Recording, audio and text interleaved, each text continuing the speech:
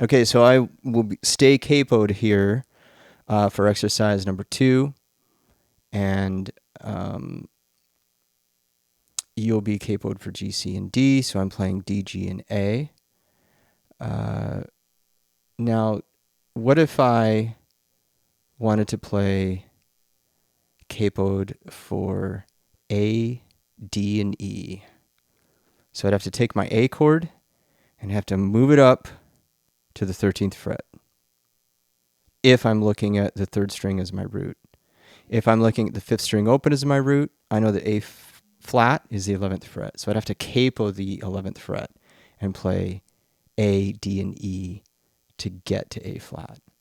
So I'm going to keep it here. We'll do exercise number 2, and I will do another strumming thing, but let's do it in 3/4. I'll do number 11. So down, down, down, up, down, down, down, up. And you can do any of the others in 3/4, or you can just strum with me. 1, 2, 3, and 1, 2, 3, and.